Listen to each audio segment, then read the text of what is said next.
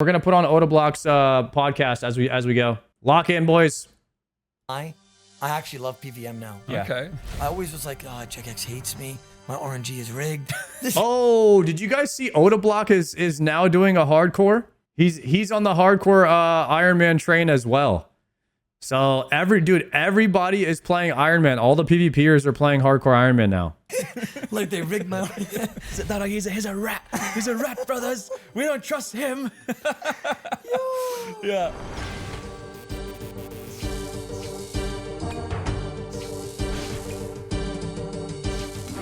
Hello everyone and welcome to the official Old School Runescape podcast, where we get to chat shit with JMods and creators alike.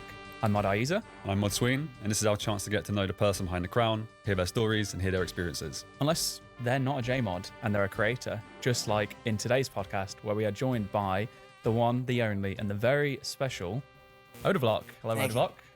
Welcome to the cast. How are you feeling today? I'm good, man. I'm good. I mean, this is my first time in England, first time meeting, a lot of the J mods, and honestly, it's been a very fun time. Good. I'm glad you've been enjoying it. I've seen you out there, mingling around a little bit, getting involved. It's been really nice to see. Any kind of like favorite moments so far whilst you've been here? Honestly, even though I didn't like London that much, me just seeing the market just felt like a game. Like everybody's like, taste this sample, do this, do that. And it just felt like I was in a multi-zone, That's So, brilliant. I mean, but I feel like the best part about this trip is just meeting all the J mods, all the creators, and kind of building that relationship. It's a really special trip. Like, we've never had this many creators in one space It's before. insane. It's so good to see Yeah, the it's vibrance of it. I want to kick things off question-wise, and we asked this to most people because it's quite an easy one. Everyone's got Why is he zippered all the way similar up, stories, dude? That's but his there's also nice style. little subtle differences. How did you first come across RuneScape? Like, when did you first start playing it? How did you hear about it? It was a long time ago. I was watching my cousin play it, and I was like, if you see your older cousin play something, you're like, oh, I want to do that too. Of course, yeah. So I was like, you know what? I'll please help me make it. I didn't know how to make it, so I said, can you make that account for me? And I remember the name till the day. It's Crazy Omar 1. That was my name. That was my first ever name, and ever since it was history. I mean, that's over 15 years ago. Does your cousin still play now? No. No. Okay. No. Yeah. But well aware of you still playing. Yeah, and, he knows. He knows. your situation now. He knows I'm there 24/7 looking like home. So back then, what were you doing in game? Were you still very like PK heavy? Yeah, I only like PvP. Sure. So I would just try to grind that. I remember, I don't know if you guys know, but back in the day, one of the methods of, getting gold would be killing Chaos Druids. And I would kill them, get the herbs, and I would just type selling un-IDs? 1K each. And, that nostalgia, by the way, at Varrock West Bank, every time I pass by there, it's just like, man, the lobbies, the memories. Lobby that, certs. It's nice, man, but... And then scamming people with unids too, saying, brother. Ranar above Ranar. Shoot, They took were not part. above Ranar, dude. You try to trade selling Moon Skimmy, you give him a noted myth Skimmy. Oh no, you did those? No I way. was the guy with the fast clicks that would take out the cash last second. Okay. And it's shameless of me because I'll explain something. It's bad because I remember when I used to do that and somebody caught me, Dang, I would the be scared scammer. they would report me. So I'd report them for scamming first, even though they didn't do anything. Yeah, sure. But just in case, if you guys were looking at the back end, I was like 10 years old, 12 years old or Yeah, of whatever. course. I would report them them first. I gotta go, and then I'll just run away and just report them for scamming 3 times just to make sure, like, hey, Jagex, if you guys see this, it was him. Yeah, it wasn't me, dude. Oh no. It like almost falls into that category of back in the day of like the old RuneScape myths where you thought like, if you click 3 times before you do something, you'll get better RNG 100%, or silly things yeah. like that. Whoever Yeah. There's a reports myth right first now that's wins. going on where it's just like if you quit RuneScape, come back shoot. after 6 months, you automatically get boosted RNG. Yeah. Right? That's what a lot of people say. Because we're so desperate. Like, don't leave us again. Stay. Yeah. Usually That's it. We give people a little like extra boost of dopamine, hook them back in again, and then nothing after that. But yeah, 100%, that is a myth, unfortunately. It is. It is. Yeah. You guys heard it here. So in terms of PvP, like back then, you started off, you've always loved PvP. Was there anyone in particular from when you started that you looked at for inspiration or maybe taught you a style, or did you just kind of like go out there, figure it out yourself? How was your journey of becoming like who you are now in terms of how good you are? I would say that I watched like a lot of old heads in terms of like there was people like Elf Mage and Gigolo J, Bonesaw, right? Those when I was younger, I used to watch those, but a big one would probably be Bodhi.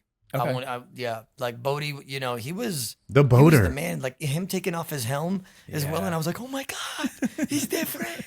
You know, it was nice seeing that when you're younger because you're like, wow, I want to replicate that, or I want to, you know, try to do something like that one day. So I would say a big inspiration would probably be Bodhi, 100%. Awesome. And Chris Archie, by the way. I used to watch his top 10 fails, top 10 this. Yeah, man. And, you know, it was fun to watch. Good. I know that he made a special moment to come and find you. I think it was yesterday or maybe he was telling me he watches me a lot, and I was like, wow, that actually like made me feel good because I used to watch him a lot. So like it kind of just goes full circle now. Yeah, right? yeah. So. It's crazy. So those are people you watched kind of back in the day. Who do you find yourself watching now, or do you have much time to watch other creators? Unfortunately, I don't have time to watch a lot of creators now, just because like my life is literally, if I don't go to the gym, I'll eat breakfast with my wife and kids. Yeah. And the reason, you know, big factor is, you know, I want to spend time with them. But it's also, if I finish doing that, I'll immediately go live because I don't like being lazy. Like, I don't like to sit down or whatever it is. Because any free time I have, I just want to dedicate, honestly, to my family. So it's literally gym, stream the whole day, kids, wife. That's it. Yeah. That's literally my whole life for like the last couple of years. How do you feel about that? Are you loving it? I mean, there's a term in Runescape called ragging. Yeah. I'm not sure if you guys know what that is. yeah, we do. I'm just wondering where this It's is like when going. somebody just W tries mans. to have disruptive behavior and just shoot a rune crossbow at you and ruin PvP experience. I wouldn't call my wife that or my children.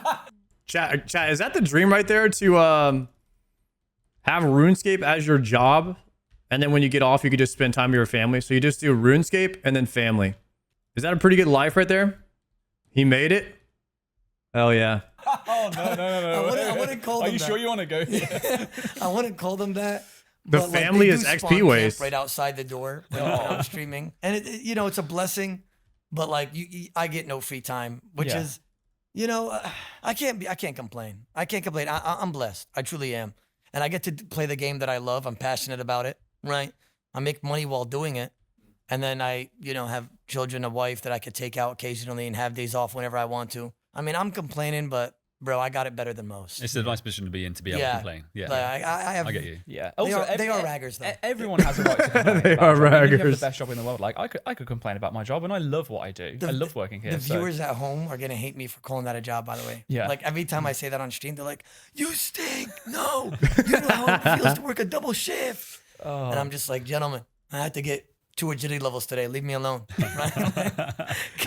You say that almost in jest though, but like I know people will give you stick for it, but streaming content creation is a job. It takes a lot of time. Like I tried it. I did it for 9 months myself. So It's hard. I have experience, not in the same vein as, you know, like yourselves and those that are doing it full time and have for years, but it's exhausting. Like to be up switched on that whole time and have the mental capacity to engage fully and be entertaining for 6, 8, 10 hours. Like that's not an easy feat to pull off. Someone who's working. See, guys, I have a hard job. I get to the end of the day, you know, last 2 hours of the day. They're cooked. I'm cooked. I don't Yeah. want to speak to anyone. And if I got a call, you'll know that I'm a little bit drained. You can't do that if you're out there entertaining people. Like, 100%. And you know what it is?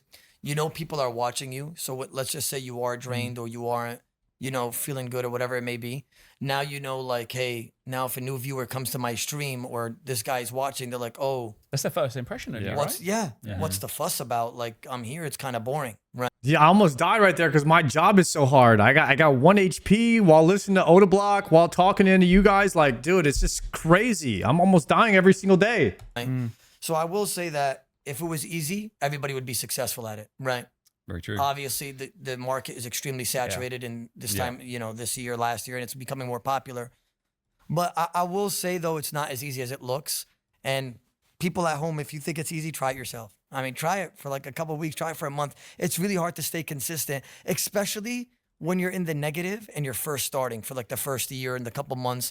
And then like you grind out, let's say 40 hours a week while you have a job. And I was going to college at the time. I was grinding out a tire shop, oil changes, going to college, waking up at 5 a.m. because the campus is 45 minutes away, streaming at, you know, in the nighttime for 3 hours before sleeping for another 4 or 5 hours. That was my life for like 2 years straight. So, I mean, you know, I had backup plans. I had things in order. But I will say, though, that like for the first like 2 years, I didn't make nothing. Like I remember getting my first. That's crazy. It's crazy to hear people that grinded streaming or content creation for a few years and still stuck with it, even though they didn't make anything. For me, like I told myself I was gonna do it for 1 year, even if I made $0. I was like, I'm gonna do this for 1 year straight. I'm gonna stream 5 to 6 days a week for 1 year. and I'm not going to stop. And we're going to see where we're at in 1 year. We're going to just we're just going to block off all the stuff, the numbers, the money, nothing. Nothing's going to matter. We're going to do this for 1 year. And then 1 year came around, and I was like, dude, I'm paying my rent with streaming. Like we can keep this going. Like it's making money. And then now I'm 2.5 years in to streaming full time. But to hear Oda say like that he was kind of where I'm at with streaming, and he still wasn't making anything, like that's inspirational that he kept it going. That he kept sending it, which is very awesome to hear. Like that he had that kind of endurance and will to just like keep streaming. And I was like, yes, I made it. I'm dropping out. My mom was looking at me like come on now. I'd love to know then, like, what led you to. What's good, brother? Kind of going through your mind. You know, my brother's gonna hate me when he hears this because he says like he's the one, like he was the guy that was like, do it. But he was, I would say like he was pushing me for it for sure. But I will say though that I was risk fighting, and there was nobody doing it in the RuneScape section. There was like. That type of content is like very high level and very high risk, and there's a lot of gold being involved. And when I was watching, you know, people kill Vorkath or this or that, I was like, you know, I could do this too, and I think I could be better. And that's me being honest. And I did it, and hey, man. Yeah, here you are. I'm here. I met the people behind the game now, and that's amazing. It's really a blessing. I will say I got lucky though. I think it takes a little bit of luck for sure. You need to put yourself in a position to be able to make the most of being lucky. So like you need luck, but to be in a position for that luck to actually like take advantage of it, right? Yeah, you can't capitalize on luck if you're not there in the first place. Yeah. So you know, in it to win it. Yeah, exactly. And my brother was a big factor. Like I remember when I was first popping off, my brother went up to my mom and my father and was like, "He needs to drop out. Trust me. Just let him do it. Oh wow. He's not gonna." I know my brother. He's an idiot. College is not for him. Let him just pursue this and he'll do good. And, you know, since 9 years ago, me and my brother have been working together. He's my manager. Mm-hmm. We've made Mo is awesome, by the way. I love that guy. Where we be, and we support one another. And, you know, people say don't do business with family, but with my brother, you know, I could trust him with anything and I'll be completely fine. I know people don't like that, but we built that relationship over not even just when we were children, but in terms of the last 9 years, just supporting one another. And he's like kind of the brains behind the operation. Like I give all credit to my team, him, the team, everything that's been built. It's all them. When you were growing up, would you say that, you know, like your parents, did they look at you and your brother and see your brother as the more sensible, responsible one? Would they take his word? Like how did that conversation go? They know he was let's freaking go! On the podcast! On the Zoda Block podcast, boys! That's what I'm flipping talking about. All right, hold a second. Can we exit? We got it. All right, what do I do? Let's go. Believers getting paid. 59% getting paid out. Let's freaking go. All right, we do get the stone. We got the prims. Early start for the day. An early spoon on the day. 682 Serbs to get a prim. Wait, I need dragon boots, right? That's not the last one I need. I still need an eternal. We can slam this in though. Hold on. I think I need dragon boots, turn it into prim, and then we add the prim into the vernic tread. Let's go to the bank really fast. Holy dragon boot. Okay. So we use the prim on the boots. Proceed with the fusion. Bam. There's the prims right there. We finally got them, boys. The red Jordans. And then we slam. We use the prims on the treads. You need a pair of prim boots and 4,000 demon tears. 4,000 demon tears. I got 10K right here. Do you wish to create a pair of Avernic treads PRs? Yes, I do. There it is, boys. 6 melee strength. The PR flyers. With the bat wings. Let's go. Absolutely gaming. I was watching your call attempts. Managed to get my first one today. Let's go, Curly. Giga upgrade, boys. We did it. We finally got the prim. Alrighty. Now we are hunting for the eternal. Hopefully we can green log by the end of this task. We probably have about, I don't know, 80 to 85 more kills left to green log this. Well, we just want the eternal. We're not going for the pet, but we did it. All right, we're going to go back to the interview now. They know he was like that guy. Yeah, for sure. I'll say that, you know, my family knew I was a dumbass. Okay. They did. Yeah. They did. But, I mean, I'm chilling now. I would say I'm doing pretty well. So, I mean, yeah. You know, I remember one time I failed art appreciation class in college. Okay. And Art my mom appreciation. found out, you know, I've never seen my mom speechless. She was just like, how do you fail that? And then my brother came out and he was like, how? Like, what are you, like, you're so, like, he was telling me, like, because he wants the best for me. So when he saw me fail it, he was in awe. Like, he was in shock. And I was just like, let me just go PK the reset and, you know, make myself happy real quick. Yeah, you just get happy. You just get that fix. Let me just go get that fix in.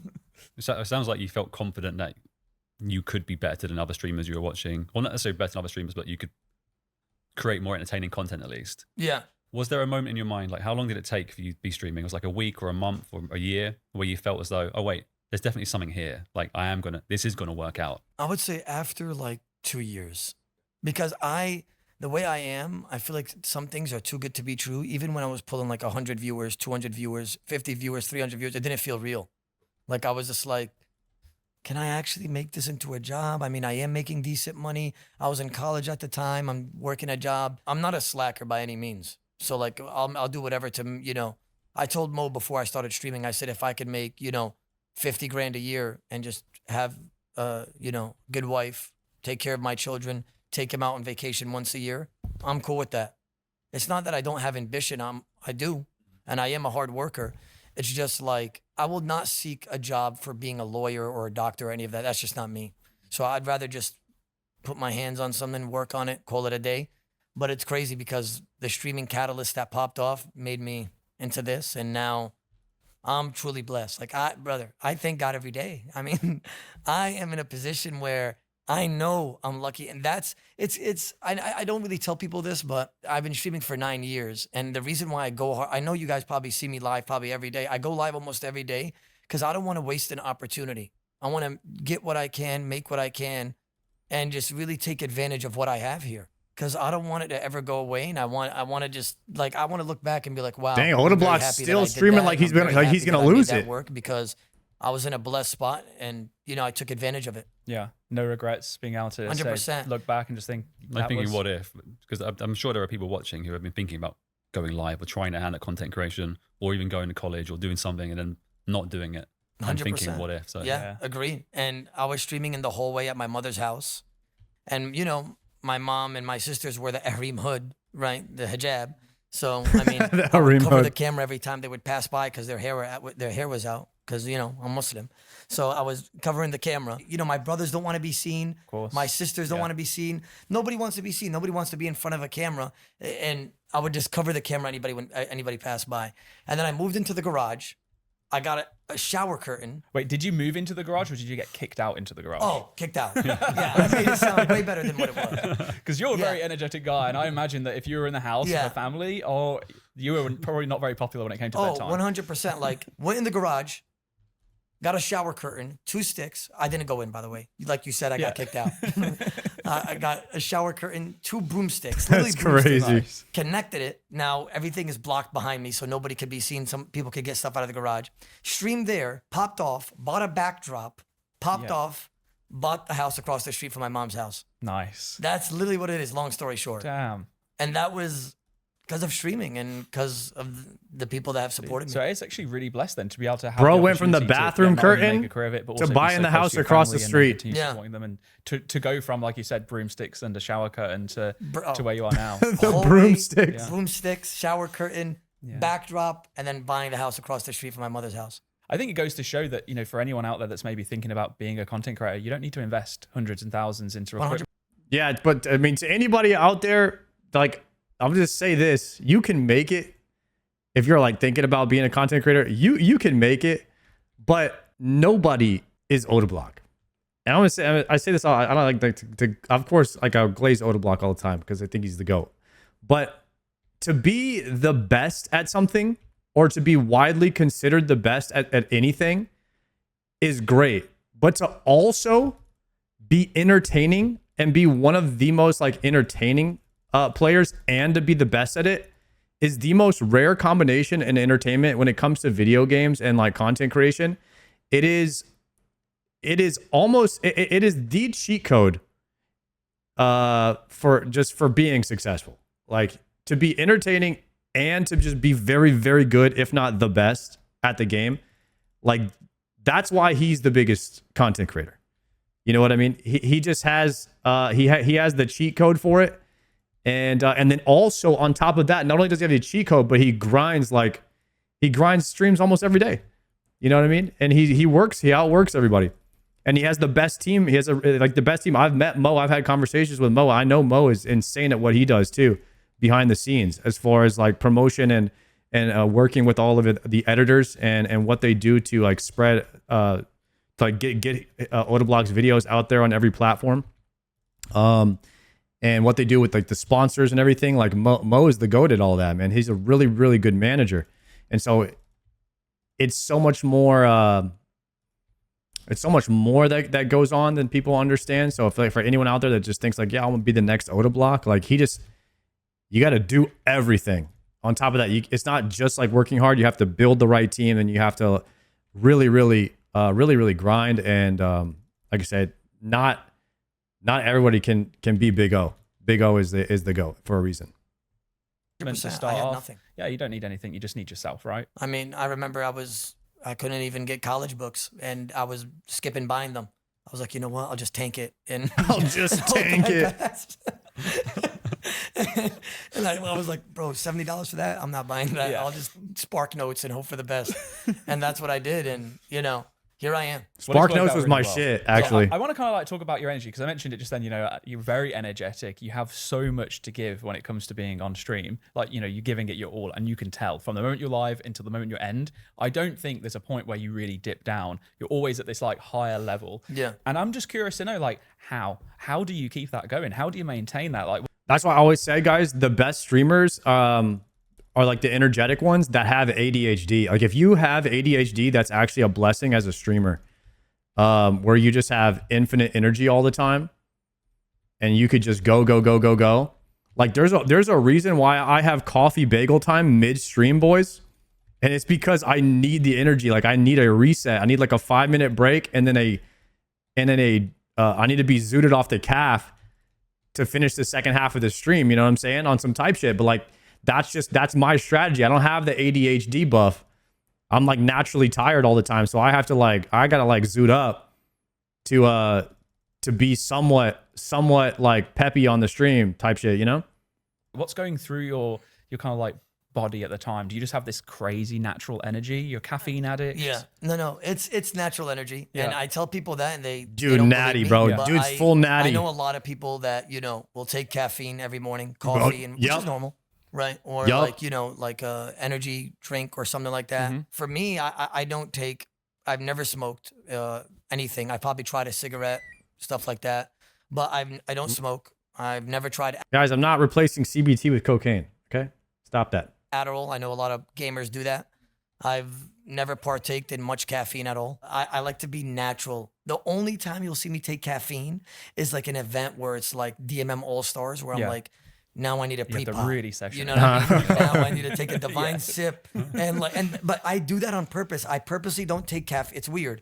I don't take caffeine for a very long time. Yeah. I wait for an event like sailing or DMM All-Stars like the event you guys are hosting. His body's not used to it, so it like really zoots him up. So what I do is I know how my body's going to react to it because I don't take it. You like transforming, man. You just take that sip and it's like, yeah. Well, I was thinking more Popeye because I'm not going to recreate your noise there. You take that sip and so he's like, yeah. So I'm all natural energy. I'll drink water. Like I said, I literally time my caffeine as if it's like a super combat. Like I'll only take it for events. Thank you, Tech, by the way. Things that I know I'm going to do like extremely long where it's like a week event. Like, for example, DMM Allstars, that's it. Mm-hmm. Natural energy the whole way, though. Wow, it's impressive. And I mean, I asked you the question knowing full well the answer because we spoke about it when we last met in Texas for the OTK event. But I wanted other people to hear that. And I can definitely vouch, like, I spent 4 days with you. And those 4 days, You didn't change once. And I didn't see a single caffeine drink in your hands. Yeah, no, that is pure raw energy. Yeah, it's. I mean, I feel like because if you take caffeine daily, I feel like you become desensitized slowly. Yeah. So when you do take it now, it's just like, oh, It's just normal. yeah, Yeah. You're like, oh, I'm particularly guilty of that. You don't drink much. No, caffeine, if I had an energy drink right now, I'd be vibrating on this chair. Literally. really? Yeah. You don't take caffeine? I don't drink caffeine. No coffee? Nope. Just water. Maybe sometimes a soda. Wow. Sweet, I'm sorry I can't Yeah. dap you up. No, next Caffeine when we have drinker. you back, I'll be a changed man. No, you won't be. You're an absolute addict to I am. caffeine. I like it. This guy's so miserable until he has his coffee. I mean, he told me he's been gymming though. Slogging I've around. been. Yeah, he did. I am also pretty addicted to caffeine. I find myself just like even I'll just go through my day and then I'll be like, or I'll eat something and I'm like, all right, cool, time for caffeine now, because like I don't want to get tired from the food. Or I'll wake up, I'll go to the gym, I'll come home right before the stream, caffeine. Middle of the stream, caffeine. Like, we're gonna get through it. Caffeine just gets us through everything. Or it's like, it's a day where I'm not even that tired, but I'm just like, oh, I'm kind of bored right now. I haven't had caffeine yet today, and I'm like, oh, I'll go get one. Like, that's just like something I do. It's like a part of my life now. Yeah. Yeah, I mean, bro, you are a Chad, by the way. Like, Thank you, seriously, man. like you are like a Falador guard. Like his stance and everything. He's different. He has a very commanding stance, Yeah. doesn't he? It's like it's almost intimidating, but Yeah. but knowing Sween is kind of a block. You know what I mean? Like, the dude has the square frame, the Giga Chad chin. Sween is he's just a man, brother. He was like I got the frame of Iron Man. Boy's a beast, built diffy. that he's the big friendly giant. Really, I know he at the really end of is it. nice. He's a kind heart. Ah, for thank sure. you guys. I'd love to talk more about you playing RuneScape. Obviously, you're known for PvP, but you also recently kind of grandmastered Max and stuff like that too. What led to you to go into that kind of realms of content? Was it kind of prove that you could do it? Yes, and I wanted to indulge in communities that I've never indulged in. For instance, I've PvP'd, as you guys know, and that's what I'm best at.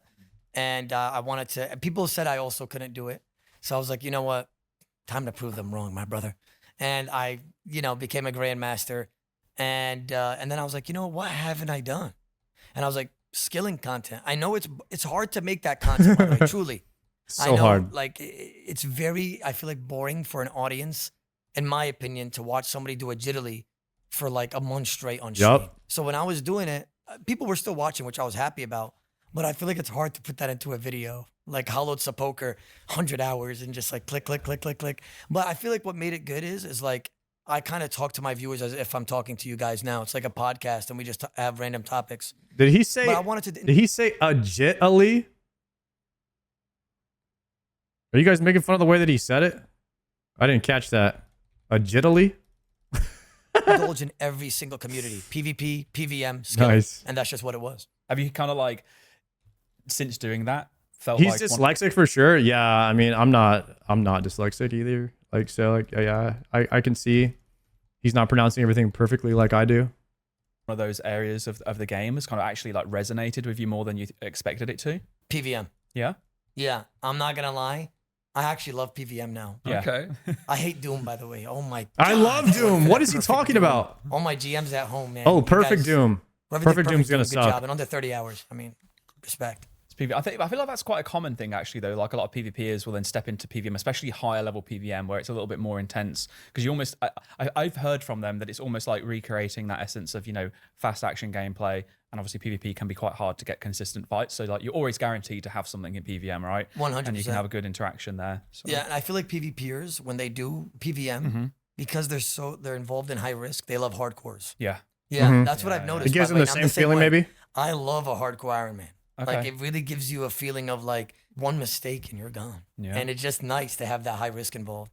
A lot of skills transition over well as well, right? PvPers are really good at PVM and maybe didn't even realize that they were as good as they were until they started. Like I was really impressed when you started doing your PVM grind. Not that I was surprised, I guess. I knew you were a really good player. You're one of the best in PvP. So surely you're going to be good in PVM. Nah, a But good to actually PvPer see can you just transition to command through all PVM the so much GMs was easier. really, really good. They already have the Thank you. skill. Yeah, I would It say doesn't work. that, It doesn't work the same the other way. PVM was a very The other way fun around time, though. but I will always PvP will always be Yeah. right here. Yeah, of PVM course. is like You know what I mean? Yeah, for sure. Skilling is like.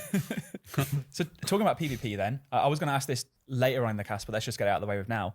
Anything that you can think of that you would like to do to PvP that we don't do currently that you think would be really good for the game? I could sit here and yap about certain things, but I will say that Ooh, good question. It's hard for you guys to actually make it, I feel like, more lively.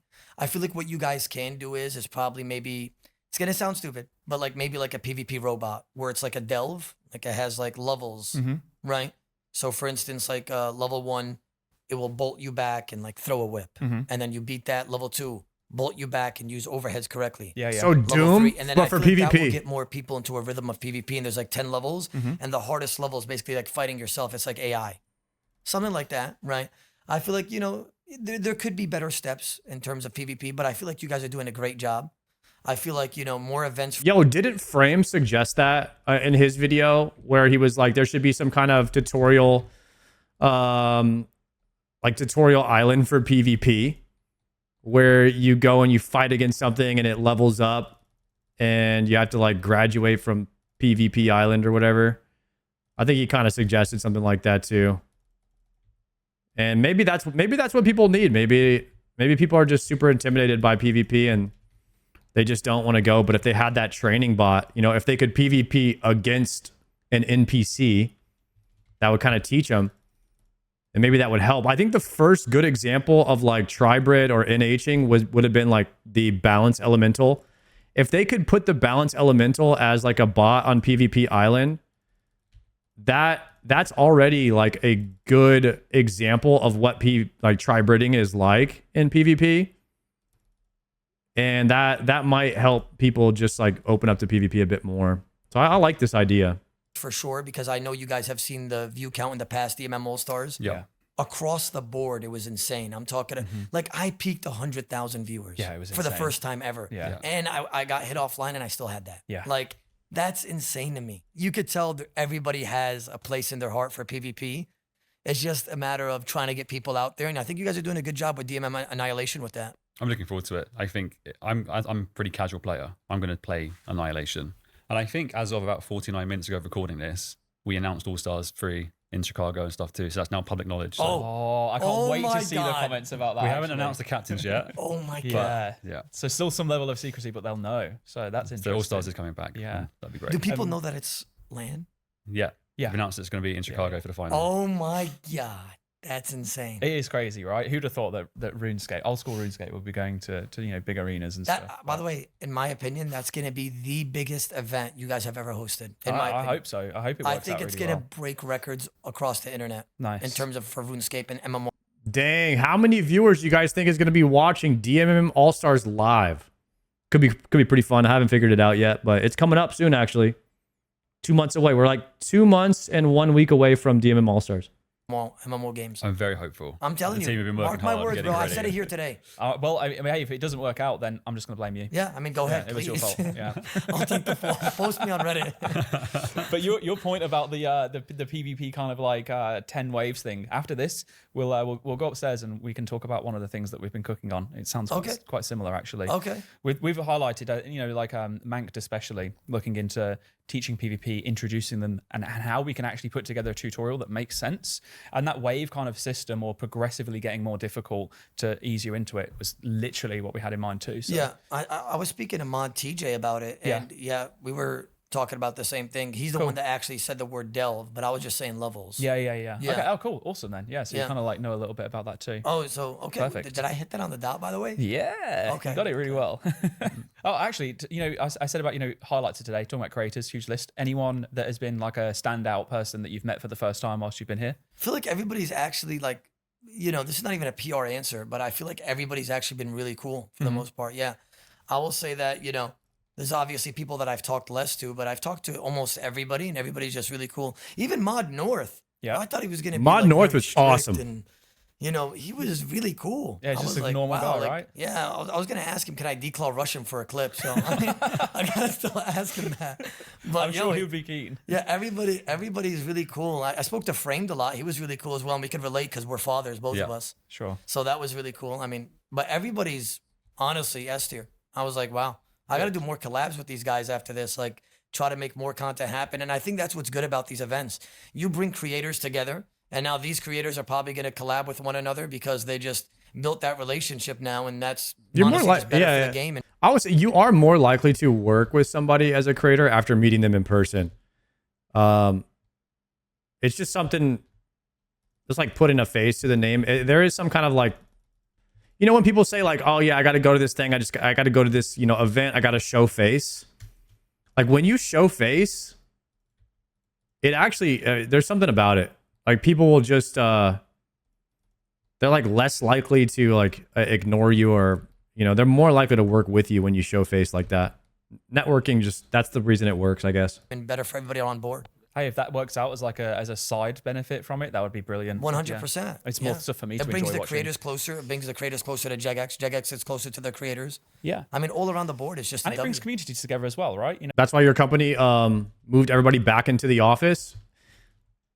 Yeah, I mean, just being in the office around the people and lets you establish like, you know, deeper relationships with your coworkers and things like that when you see them every day.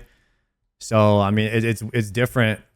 Like, you know, if you're calling someone on the phone, you know, if you're going to call Sandy on the phone, but if you actually know Sandy, she's in the office and she works, you know, in accounting, and you have to deal with her every day, you know, you're more likely to like have like a better understanding of like, you know, how they work and all that, and you just built that deeper relationship. So like working with somebody in person will always have more strength than, you know, over the phone. That's why I have a lot of friends, right? Like I would say Zaryu's my friend, and me and him, we do a lot of content together, but I've never met Zaryu, and we still have like a really strong friendship. But even after I meet him in person, that will probably just strengthen our like relationship even more. I'll probably meet him for the first time at BlizzCon this year, which would be really cool. You know, you have your following, and whoever you collab with has their following, and you'll both hopefully benefit from that as well, which is awesome. 100%. Yeah, agreed. So, I mean, I guess in terms of content creation, I see you everywhere on socials. If I go onto YouTube and search OSRS, it's like a million different clips of Oda, and there's all these different channels where it's like clip channels, Oda moments, Oda clips. And I was just curious to basically hear what your kind of like relationship is with these people. Are they people that you know that are doing it, that you've hired? Are they people that are just doing it because they're, I don't know, I've seen loads of stuff, for example, in the past of like, oh, how you can make 10,000 a month by clipping shorts from other people's streams. It's, you know, on my Instagram reels and stuff. But what's that like for you? And how is it knowing that like you are literally the most watched old school creator now? I'm lucky. I'll start with that. You know, like I said, like it's not even me trying to be humble. I would just say I have a really good team behind me. One of our biggest things on Kick, because I stream. Guys, nothing about what Oda Block is doing is luck. When you make it as a streamer, this is the default response that you are required to say to not make you look, to make you like seem like a good person, right? Nothing about what Oda Block does is luck. It is all extremely hard work with a hardworking team, and he has the magic recipe. He works his ass off. He's the best at it, and he's the best entertainer. You know what I mean? So like none of that is luck. It's just what you're supposed to say. He's just saying what he's supposed to say. Right? That's just what you say. Just like, yeah, I'm just lucky. I'm just blessed, you know? Like you don't go out and be like, yeah, it's because I do this, this, and this, and I think that's why I have the most viewers. Because if you were to say something like that, people would just think you're cocky.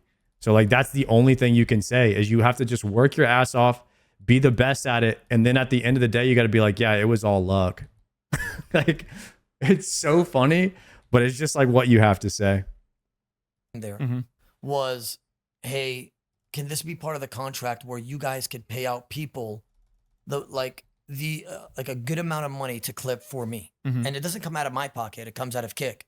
Okay. And that was actually, you know, something that was put in, you know, for me to stream on Kick and, you know, stuff like that. I am actually one of the most, like, there's a lot of big creators like Aiden Ross and all these guys. And you can name so many big creators in the world right now.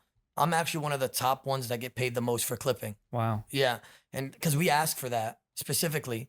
And that's why you probably see an influx of just me, just random clips, neck snaps, whatever it may be.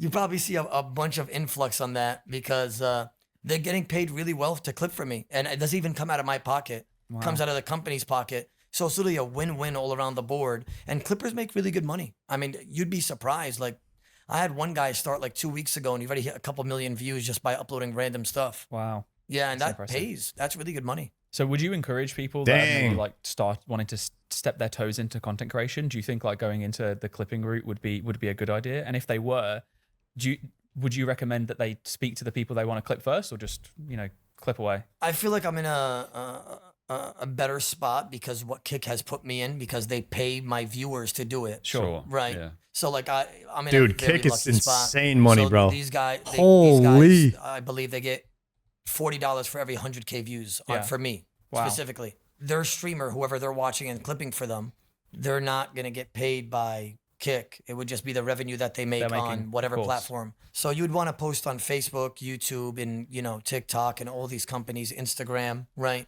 Yeah, I would say like if you feel like you're not a streamer and you want to indulge in the online community and don't know what to do, try clipping. Honestly, you could make some serious money. Don't even just clip for your favorite streamer.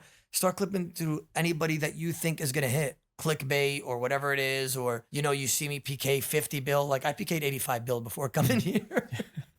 And that went crazy all over YouTube. So I mean that's a headline. Yeah, I know, right? You see that? It's on the Oda block clips in 2 seconds, just like boom, uploaded. I clipped Sard and I made $0 so far. I'm gonna just time you out for just lying on the stream right there. That's crazy. All right, well, back to the interview. 50K, right? But yeah, I mean, I would say that if you think, you know, you don't want to stream and you're trying to get in the online community, I'd say try to become a clipper. And, you know, you don't even have to clip specifically for me. Just see what you could do out there, right? Indulge in something that, you know, that you might honestly like. And it takes literally 2 minutes to upload something. That's really good advice. Thank you. I'll ask one last question around this subject, and I'll let you ask a few questions afterwards. But, you know, shorts, clipping, a lot of the stuff is very much clickbait. In the moment, you want to have a short amount of exposure for the maximum amount, you know, of eyes on it, right? Yeah. We've all got brain rot. We can't stay attentive for 30 seconds or more. 100%. Which means a lot of context gets lost out when stuff gets clipped.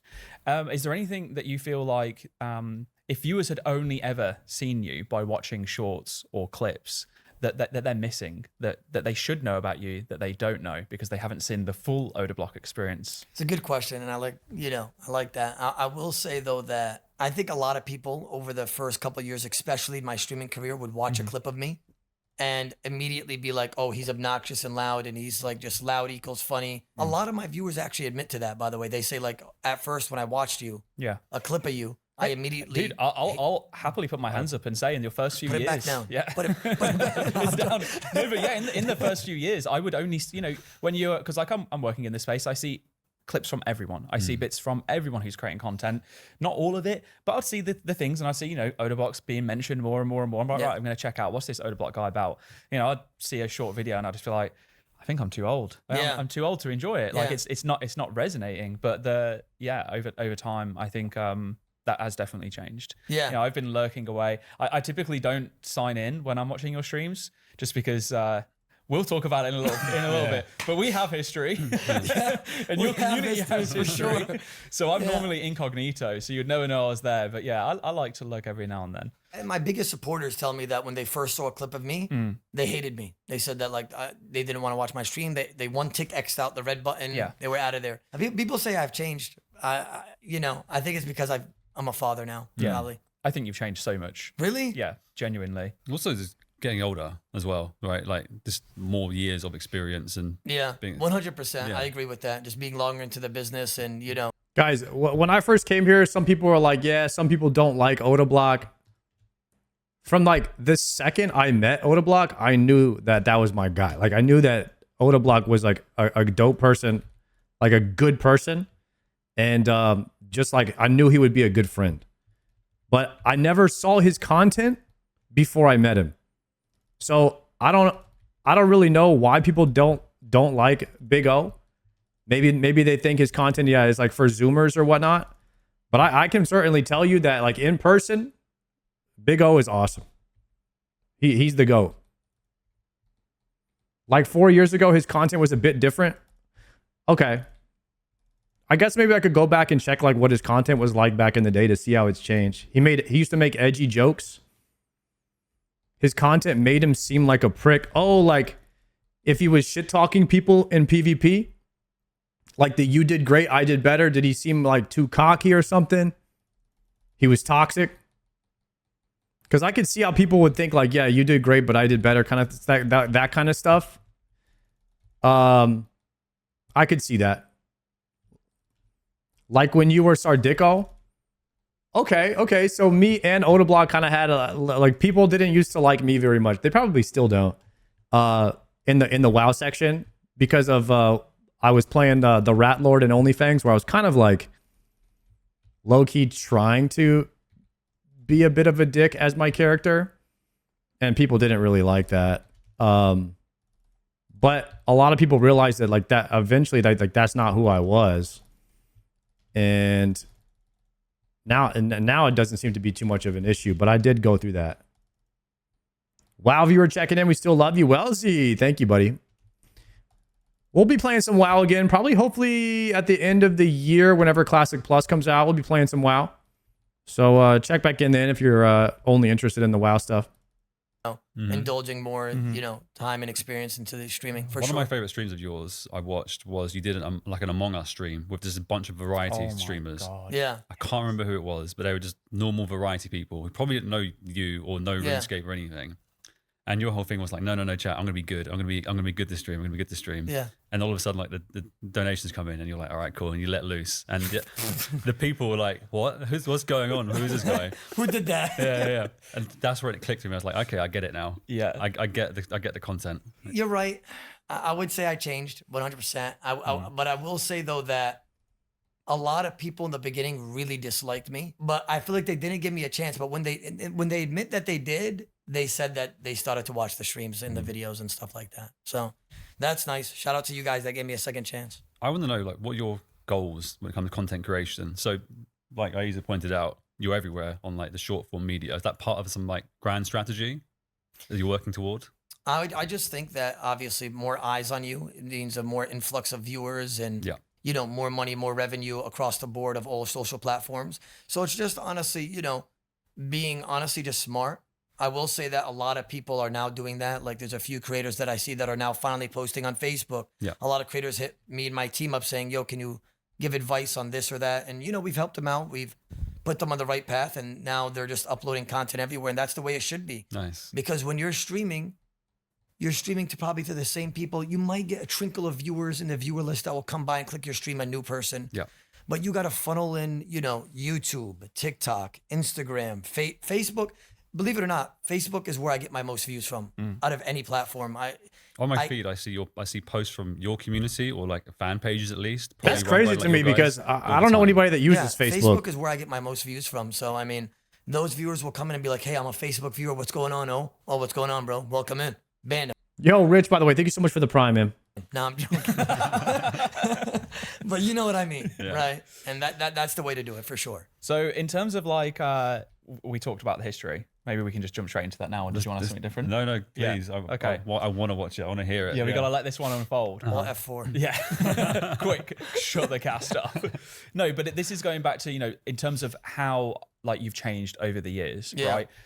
It's no secret. You said yourself, right? People at the very start didn't like you. Some people did, but a lot of people didn't. They've obviously gave you a second chance. They like you. A lot more people clearly like you than they used to not like you because you've been consistently growing. But there was like a very clear point, I think, where like you were really unhappy with Jagex, with Old School, with the way that you were being treated or that they felt that you were being treated. And a lot of that frustration like came across on live stream. Like there's one moment we joked about this in Texas, right? Oh, no. Yeah, where you referred to me as a rat on a YouTube video. Oh, man, He was you like, had to say it. You were like, he's a rat. He's a rat, brothers. We don't trust him. Yeah. And like, to be honest, looking back, like It's got to be so crazy to be like if you're actually calling someone a rat on the internet and then you're in the same room with them and getting interviewed later on. That's got to be like a crazy feeling. It's so funny. I can understand why you would be frustrated, and we've obviously talked about it, so we both understand each other and the way that came about. we're obviously in a very different situation. This was what, now. like 4 or 5 years ago? Yeah, it was even more. Yeah, Right? it was a long time ago. Because a lot of, okay, so as weird as it would be, like we always talk trash. Like a lot of content creators trash talk Blizzard because they never like really work with the content creators. We feel like they don't listen. They're not doing anything that like the people are asking for. They feel disconnected. They're a large conglomerate corporation that doesn't care about the players and all this stuff. And just we say shit that we would never like really like say to their face if we were there in person in front of the devs. Because like the internet is like this spot where you could just like talk behind people's back in their face. You know what I mean? And so it's just like a weird setup, but hopefully things that are said on the stream, you always hope that like the company doesn't take it personally. And that's why like I don't really have too much bad stuff to say about Jagex at all. There really isn't much. Like they're doing such a great job, but a Blizzard on the other hand, I would trash talk them all the time. So if I was getting interviewed by Blizzard one day, I would feel pretty awkward. Hopefully they don't have any clips on me or anything like that. That's what I would hope for. But Jagex is W company, man.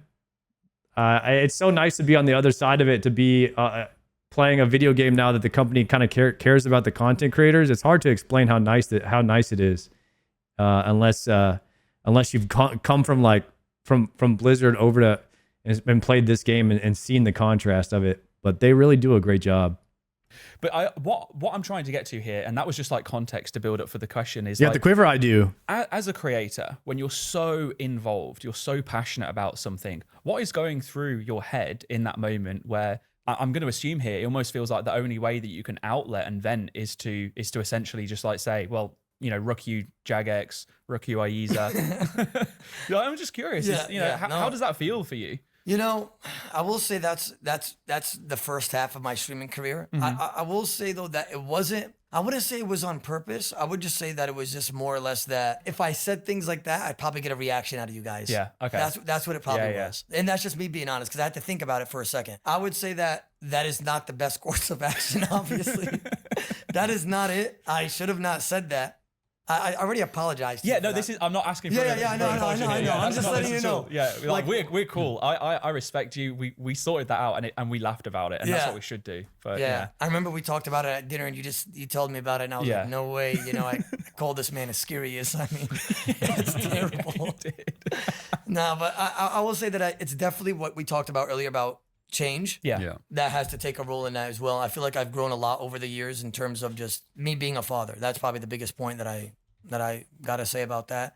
And just me having children now, a wife, and you know, I'm just trying to play the game and chill. I mean, I would say that was when I was called him Ascurius sure. is insane. But yeah, I think I'm just getting older and more mature, if I gotta be honest. Yeah, that's fair. It's difficult to navigate. Like, especially, I'm trying to like put it into perspective of like your situation now, and imagine, you know, you started off, you were saying streaming 3 hours or so, working your ass off. Then you suddenly start growing, you're becoming fame. Like as a young person, getting into the spotlight, even if it's, I say only, it's still a lot, but like 200, 300, 400, 500 people. That's like, a lot, yeah. That's a lot of people.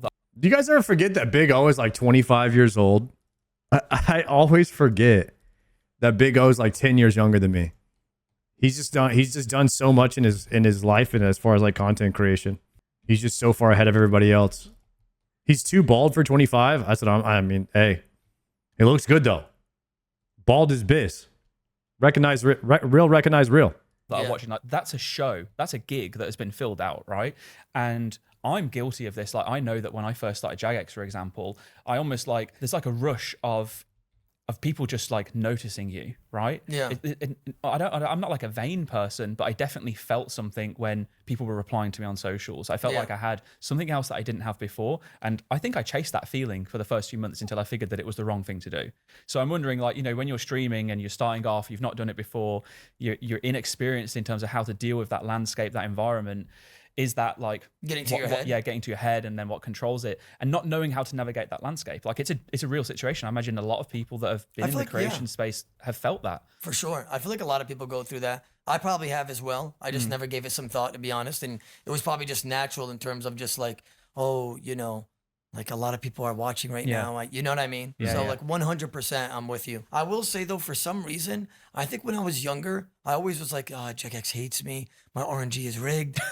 No, I mean, I think that attention is literally equivalent to a drug. Like getting likes on social media posts, or like viewers, or just getting attention from lots of people, from like a crowd. I think there's a lot of actors that can't quit because they're like addicted to pleasing like the masses and feeling loved by an audience is a high that is hard to describe. And a lot of people get addicted to that. And I think that that's what he's referencing here. That is something that I would miss. If I ever stop streaming, that is something I would miss. I would miss talking to you guys. Or I would miss when some of you guys were like, yo, Sard, when are you going live? And it's like an hour before the stream. You know what I mean? Like the fact that some of you guys are waiting on me to go live is such a good feeling. And there wouldn't ever really be anything that would replace that feeling if I were to go work another job, unless it was something in entertainment. I think it's something specific to the entertainment industry. As a whole, like that type of feeling as a job. And it is a really good feeling. But yeah, you can, if you get addicted to that, or you're relying on that, and then one day maybe you don't have it, then you can get depressed from not having it anymore. So I think, like I said, that's why a lot of actors have trouble like quitting and just like not making movies or retiring anymore, is because they need that feeling, right? Like they rigged my, you know what I mean? It was just pure delusion. But like I would go draw in a Dragon Warhammer ×5. I'm like, what's going on? Like, who touched my account? Yeah, we nerfed your account. Yeah. No, but 100%, I'm with you. I agree. And what do you think nowadays, like in terms of the way that you have your community? What kind of values do you want your community? Because like you are like the head of a group of so many people. They will follow you, right? And I think it's very clear that you have a level of power with the people that are supportive of you. They respect you, they value, they will hear your words and listen to you. What kind of things do you want your community to be kind of like taking out from the stream and sharing around? Do you have any kind of like values for your viewers? Yeah, I do. I'm pretty blunt when I speak, right? And I tell them straight up like what's good and what's bad for you. And at the end of the day, I'm a family man, right? I'm very close with family. I always preach that. Stay close with your family, boys. Take care of my wife, my children. My little son would come in the room like a little pet, just run in the room randomly while I'm live now, because he's just at that age. And Serena just can't handle both kids at once. I don't blame her. It's hard. Like she's like NHing, right? She's just PKing. But respect, right? And just being responsible, right? I feel like I don't have a filter in terms of like being honest to somebody on what they would like, what's best for them. Yeah. If that makes sense. Is Odablock trying to create some values for his stream right now on the spot?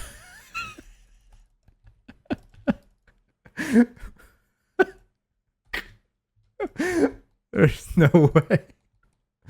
Oh, goodness. He could have just said no.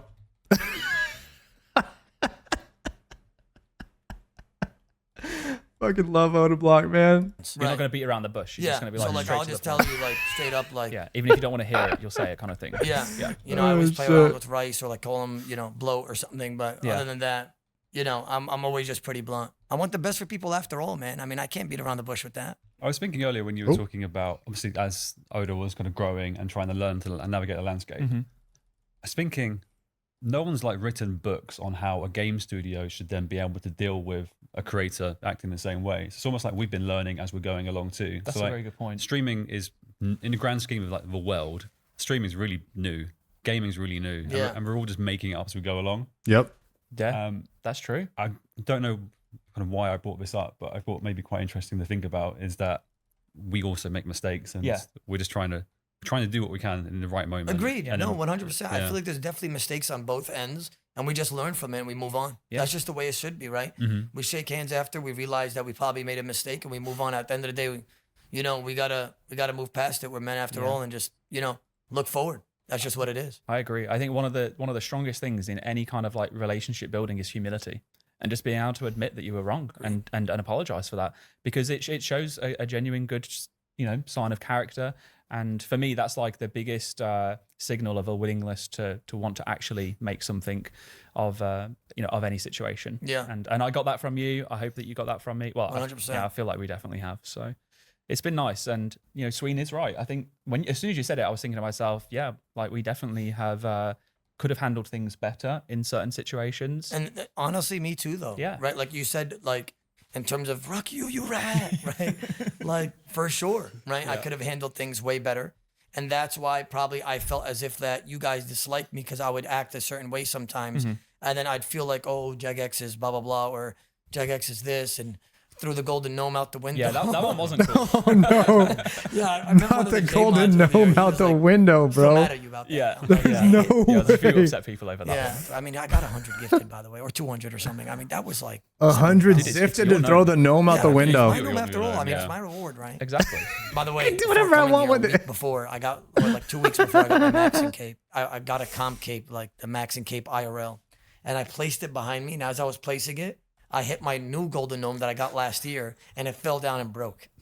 So I mean, brother, it's just meant to happen, right? Like, it's Yeah. just. And at this point, destined. it's like if it's going to break, you might as well get paid for it, right? Yeah, and then that Yeah. one just broke for free. Yeah. unfortunately. You just have to win another one and then replace Yeah. it. We'll Yeah, see you at that's what it RuneFest is. again this year. That's Yeah. what it is. Yeah, I'm definitely coming this year. By the way, Heck Hell yeah. yeah. It's gonna Okay. be fire. I might have to pull up to my first ever Rooney this year. It would have been cool had you been there, like on stage. I as know, well, right? yeah. I was thinking the same thing. Hopefully, I'll be on for this one, and Yeah. hopefully, I win a reward. We'll Right see.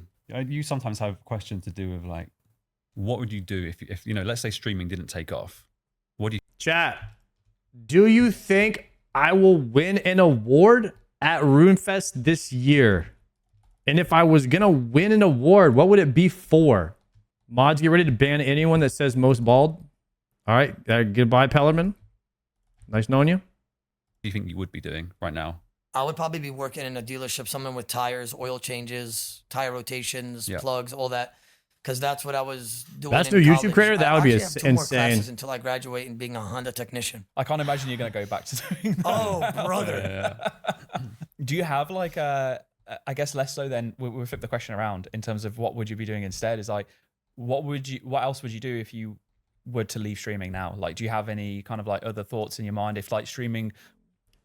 Straight up, guys, if I wasn't streaming, I'd probably try to go do something with investing, like investment banking. I don't know how hard it is to get into investment banking, but that has to be something that just pays a ton of money, and that's what I would want to do. Was to become something you no longer wanted to do, right? I know you're going to take advantage of every opportunity. Crypto, you have right now, investment but let's just trading, break all it that down. shit. Tomorrow, Kick is closed down. What are you going to do instead? Is Twitch closed down? They're both gone. What's the game plan? I'll do something with business. I'll open up a business or something because Yeah. the money that I've acquired through streaming and all the revenue throughout all the platforms, I could definitely open something called Oda's Donuts or something like that. Ooh, okay. You know what I mean? Like, so I would though, and I would have the liquid to make it happen, and kind of use my brand to still, to carry that on like in a different way. 100%. All different right. avenue. Nice. What would your favorite I'll open up a bagel shop. I'll open up a coffee bagel shop next to Oda's Donuts. That's what I'll do. That's my new strat. like kind of donut topping be or filling? I like the glazed chocolate at Dunkin'. You guys know what I'm talking about? Yeah. We'll call it Just the classic CBT. glaze. Yeah, chocolate but one? no Yeah. cream on the top. Coffee Yeah, bagel yeah. time. Just the classic glazed chocolate. This is my second favorite. What's your first? The one that has chocolate on the top with custard in the middle. Ah, Yeah. Sween? Krispy Kreme do like a Biscoff one. I really Oh, like that. I know what he's Yeah, talking yeah. about. We have a Krispy Kreme at okay. The one in particular, the custard is called. I think it's called the Boston from Tim Hortons. The Boston. Yeah, I think I've it's. never called the been to Boston. Tim Hortons. They have like a few of them randomly in the UK now. But I think it's a Canadian thing, right? Mm. But yeah, anyway, I love custard and the chocolate donut Yo, one question. Smoothies or milkshakes? milkshake. Probably smoothie. I'm a milkshake guy too. Yeah. Come on. Come on. Yeah. Okay, I'll do my next question then. And this is it's a bit of a wild card one. Oh, Come let's on. hear We're this. gonna have to get into imaginary land now. Okay. All right. Okay. If you could live any other life in any other world, setting, scene, fantasy, sci-fi, whatever it is, do you ever have those like random thoughts? One time you're in the shower, you're just like, Oh I yeah. don't know, for example, we've had previous guests be like, Modelena wanted to be a dragon tamer. I'd be like living in the woods as an elf or something shit like that. What would your life be? It's not going to be a dwarf in Falador. 'Cause I know my viewers call me Dwarf that. in Falador. We'll send you It's not to the going to be mine. Purdue. It's not going to be Purdue. It's not going to be a dwarf. It's not going to be Thurgo at Mud Skipper. No. No. But no child is on the card still? Oh, no. Keep that one hidden too, brother. Keep that one hidden too. Keep that one The hidden. Avatar? It's your dream. I'll be the Avatar, the last Airbender. The last Airbender. not The Air. last Airbender. I'd be him, honestly. I'd The be last him, 'cause I Airbender. feel like that would be so, like, I would have a battle staff and stuff like that. That's mage bonus. I'm now dude. just picturing you with Pure Spam's hair. Oh, brother. Pure That Spam's man hair is has- just beating that people up man with has it. a lot. Yeah. I mean, I would have powers, right? It's your world. It's your world, man. Yeah. Whatever you want to do. Well, what power 100%. would you have? No, I would go into the Avatar state and just start PKing. You're like the anti-Avatar then. Everyone's like, oh yeah, the Avatar's arrived. It's like, he's killing everyone. What's up, Ruckers? Okay, so back to like old school content. You've seen what we've got cooking, like in terms of the roadmap. So we've got Deadman Annihilation soon, League 6 soon, Raids 4 and stuff. What are you most looking forward to? I'm a PKer. That was just a. I can't say leagues. I can't say raids 4. It would have to probably be DMM just because like I just live, breathe, eat PvP. I am excited for raids 4 second though. Like I said, I like PVM a lot PVM, now. yeah. I love it. I would say Leagues 3 is probably third on the board. I'm still gonna play it. Yeah. Gonna enjoy it. It's gonna be fun. But I just love PvP the most. PVM is second, and then Leagues would probably be third. Sure. And that's just me being honest. So this Deadman, we've made changes to try and make it more casual friendly. You mentioned like one of the changes you'd love to see in PvP is like onboarding experience tutorial stuff, but you're also a very good PKer. So how do you feel about us making casualizing Deadman? Like it's nowhere near as hard. I wonder what Oda thought about this Deadman, because this is obviously filmed, before Deadman happened. I wonder if I could watch a video on what he thought about the experience and everything, because from somebody who's done it a bunch of times and he played every single one, I know he felt pretty strongly against the final. The final, I could tell he was disappointed in that because he didn't really get a chance to shine, even though he kind of balled out in the bracket and lived really long time with a bunch of people attacking him, and he was like redemption praying for a long time. I think everybody was pretty disappointed in the survival, like the survival strat, like the defense herblore strat where you're just making Serapots and then chugging them was not like the most entertaining final. I think they want to go back to the 1v1s, but it poses a lot of issues, I guess, or like technical challenges. So I think that he'd like to see that back. Multi is just boring as a final. That's what I'm saying. I think that the overall event and everything was good. I personally was a little bit upset with the naked spear chuckers, the naked Morgan javelin raggers that would one-shot me at the bank. I think that sucked, but everything else was great. Hardcore anymore. Like Luke Keys and stuff are gone. Are you think those changes are good? Changes are bad? Probably my first couple of years of my streaming career, I would have said, "Ruck, you rats!" Right. Okay. Just kidding. Like, why are you doing that? Yeah. This is BS. Yeah. But if I'm being honest, you guys are taking a right step forward for sure. You guys need to start doing stuff like this in order for people to come out of their comfort zone. For the people watching at home, I have a keyword. It's called Black Knight, space, just like a random NPC. If you say that, I off you completely. It used to be chicken flounder. I know you probably know that. But that used to be the keyword. If anybody said that, I never used to attack them. So if you see me in DMM and you go out there, just say that word and I'll get off you. Could be either one. Okay? But yeah, I mean, I'm happy with the steps that you guys are taking. I think it's more lenient. I think that the rewards that you guys are putting, people that don't PvP are going to want those. Yep. So it's incentivized like, hey, if you want it, go out there. Mm-hmm. Oda's got a safe word. If you ever get attacked by Big O, you can just type in Black Knight. He'll leave you alone. I have done it for over 15 years. Yeah, of course. Yeah, and I love it. You're always going to get it. There's people out there that aren't happy about the fact that you have to play Deadman to be able to get those, and you will be able to trade them like League stuff as well. But there's obviously Iron Men and stuff. But like there does become a point where if you just have something that's there and there's no incentive to actually, as you said, put yourself out of your comfort zone, people just won't do it. Agreed. They'll just be like, oh well, I don't really care. But we've had so many people that have came and said to us that I'd never tried PvP. I never cared for it, but I've watched it. I never cared about Deadman until I tried it. And I went into Deadman and I loved it. So many people say that. I loved so it. For everyone the out multi there was so much fun playing with the chat and everything. We crushed it in even if it's only for a day. We crushed it in DMM, guys. For an hour, give it a go. You might actually really love it. Yeah, I will say this. You don't lose anything. It's a temporary game mode. You're there to have fun. If you've never PvP'd before, give it a shot. Even if you go out there and you PK in the first 3 hours and you're just out there fire striking and air striking people because the elemental weakness, airstrike hits 6s now. So when you guys start off the bat and that immunity is gone, bro, if you want to just have some fun, just act like you're killing chin bots and just go airstrike and water bolt people and you'll get kills. It's going to be a fun time. You are going to enjoy it. So, I mean, go get your hands dirty and just have some fun, like indulge in a little bit of PvP. People don't give it a chance, but when they do, they love it. I'm telling you. It sucks, though, when, you're PVMing and, you don't PvP or you're skilling and some guy with, like, full crystals attacking you with a Karasi. I'm not going to lie. It sucks. And you most likely are going to die. But that's just part of the game, and you could be that other guy, too, if you practice hard enough. You become the villain. Yeah, become that guy. Yeah, survive long enough to become the villain. Yeah, why do you think I say sit to people? The reason why I say sit and I be toxic sometimes is for content, but it's also I want to create a villain in them so they can get mad and want revenge one day. It's on some like Naruto stuff, I'm telling you. You're invested into the long term here. I'm investing in their head long term. I want them to come back and just rush me with claws or something and try to KO me. As if the TikTok, Instagram, Facebook, and YouTube Shorts wasn't enough. You got to get their rent from their head. Yeah, come on now. I gotta get in their head a little bit. Come on now. I mean, I'm telling you, bro. I've created villains. People will be like, I'll kill somebody and be like, they'll say, I'll be back in 2 weeks. They'll literally type that and say that. I've had a lot of people type that to me. I mean, they keep trying, but I'm still here. Do they come back in 2 weeks to fight They do. you? I kill them again. Yeah. There's always going to be rivalry when it's something that's competitive. And like PvP, okay, a PvPer attacking a PVMer isn't as necessarily like competitive in the grand scheme of them attacking back, but it's like you're in a competitive environment. So you should expect rivalries when you're in a competitive environment.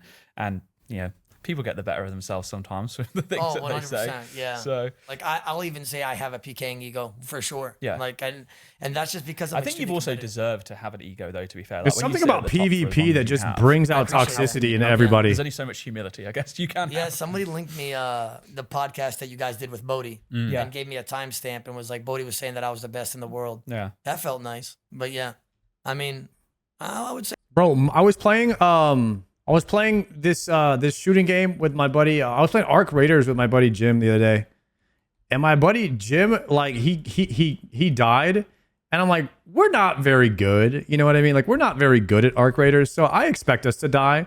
So whenever we die, I'm just like, oh, whatever, Jim will get on there and he'll be like, I hope you get a flesh-eating disease, you pussy. Like he was like cussing out 15-year-olds on the internet, and I'm like, Jim, what is it about this game that like makes you so angry? And I'm just like, it's just got to be the PvP, I guess. You know what I mean? It's just the PvP in video games just makes you want to say the craziest stuff to people on the internet. say I'm up there for sure. Yeah, I mean, especially in the high risk scene. Like maybe it's because they just don't show content, and I don't see it. Who knows? Yeah. Maybe there's someone out there that is a complete ghost that no one knows of. But like when you're at that level, like pretty much all the other people you're fighting at that level. Yeah, for sure. You know the whole community. Yeah, and I see your clicks, and they are disgusting. I appreciate that. And in a positive way, right? But you're talking about my keyboard here. Yeah, my keyboard's pretty disgusting, terribly. Yeah. I will say that when you watch somebody PK, they're usually just good at one style. Yeah. But if we're talking about overall, I feel like I'm just S tier in all styles of PvP for sure. And that's what Bodhi was talking about. That's why I was like, oh, wow, he gassed me up. Thanks. Yeah, a formidable opponent. But I mean, you hear it when you talk about, All-Stars that happened, the last All-Stars, and it's like, all's well and good until you've got to go up against Oda in the final. And, you just smoked. Yeah. Yeah, and then the only way people had a chance was because of the whole Torvesta and Barrows moment, right? Yeah, and unfortunately my internet cut off, remember? That was also terrible. Yeah, that was worse than that, by the way. Yeah. Well, props to you, by the way, for just championing on. That was also another sign of where I knew that you've changed a lot since the early I was years. just depressed. I know you probably saw me. Yeah, you were so sad. I could see it just like the emotion left it from your eyes. You were just like, I'm so done. Yeah, and it's crazy because I ran to my brother's house barefoot with the freaking keyboard mouse pad. I ran over there, and while I was running there, he had a flower in his garden, and I stepped on it, and a bee stung my foot. And I was like, brother, what is this RNG? You're right. I was like, Yeah, That's crazy. I put that V there on purpose. That was revenge. Telling you, I immediately blamed you guys. I'm telling you guys, by the way, for Allstars, Jagex the fault. next one, I need you guys to get me a space heater. Just saying. I need heat in my vicinity. Oh, okay. With my sweaty palms. Yeah. Dude, I that was can't so get funny, over the actually, when you freaking were at the sweaty OTK palm event, thing. and I'm like Putting watching you water. pour water on your Yeah, hands. yeah. Like I'm the opposite. If my hands are sweaty, I'm like sliding off my mouse. I cannot use it. Bro, I need my hands to be hot and sweaty. If they're not, Yeah. I'll PK like Sween. Sorry, Sween. I will literally be I like told the that, I Oda block promise. hand story that's a few how we can times, get but you them, actually, like it's crazy. kryptonite. That is my crypto. Yeah, we Or put to you invest into the a cold AGSG room. mauling me at freaking barrels. Just right Yeah. underneath the aircon. He actually needs to be We'll get you sweating a space heater. when he plays. Yeah. Yeah, we'll get those like gloves that you can plug into USB warming gloves or something. Oh yeah, that's fire. Yeah, please. I'm gonna need that. We'll sort you out. Unless on you that. got yeah. So in terms of PvP, right? When we talked about people like Deadman, for example. You said give it a try. What about outside of Deadman? What advice would you give to someone that was looking to getting into PvP? Where should they start? How should they go about it? What to prioritize? You know, every time somebody comes to my chat, I always tell them I have a solo bronzeman mode series that I made. And I told them to go watch that. And the reason why I say that is because I started from a level 3 and you PK basically since then. Yeah. So what I was doing was I was a level 3 going to black chins, just airstriking level 3 bots. And you just get a feel for at least clicking the spell and clicking the doesn't even have to be a person. Who cares if it's a bot? Just you could kill these guys that are catching chins and just get a feel of like how it feels to get your first PK and see, oh, 156k in loot. Yeah. That fast, just by airstriking 3 times. And then you slowly get your levels up just by casting on them. And all you need is like what? 10, 20, 30 mage. As you build up your account, you're killing more chinners, you're killing low levels. You're going to die a few times, but what are you risking? 10k, 15k, not even 5k with a staff and a little bit of runes. And you only could heal like 10 HP because your HP is low. I'm telling you, bro, just go out there. Even if I see people killing green dragon killers all the time. They have a fun time. Go out there and go experience some PvP. Go kill some people. Have a fun time. It's not even necessarily about the risk. I promise you, you will feel so damn fulfilled when you get a kill and you just like, oh, wow, that was nice. Like that guy hates me. There is definitely some kind of like adrenaline rush that you get for sure when you kill someone. It is sick when you I used PK to- someone. Before Old School came out, I only PK'd on RuneScape. But like I used to hate questing, skilling. It was just PK. But I wasn't good. I mean, I was a kid, right? Yeah. I used to I was a range tank at Edgeville. So yeah, I just used the range tank and then use Karasi. Well, before Karasi, it would just be, maybe Dragon Two-Hander as a spec weapon. And then I moved into Darok set PKing. But that was literally just like, you're using DSIM Darok in the it was like a middle left just by the mounds of Edgeville where the Darok sets were, or to the far right of where I think like the Chaos dude is now. But yeah, in actual Old School, no. I did do like back when I was streaming a little bit myself and like playing Old School a hell of a lot more than I do now. I did like 3 weeks of consistently going to LMS. And if you remember, we used to do the like beta weekends for like testing new content where we'd open up like tournament worlds. the tournament worlds. Yeah. And I did like little challenges with friends there to try and get better. Yeah. But I'm dog shit. How about you, Sween? You PvP?